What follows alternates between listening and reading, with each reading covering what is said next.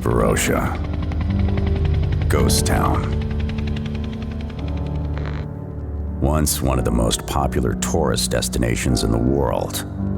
A fast-growing tourist area with incredible hotels, glamorous shopping districts, and sandy beaches. A favorite destination of celebrities like Elizabeth Taylor and Brigitte Bardot. But everything changed in August 1974 during a military operation in Cyprus when Turkish troops seized control of the city. The entire population fled, fearing a massacre. People thought they'd be back in a few days, but 47 years have passed since. Yet, the town stands abandoned to this day.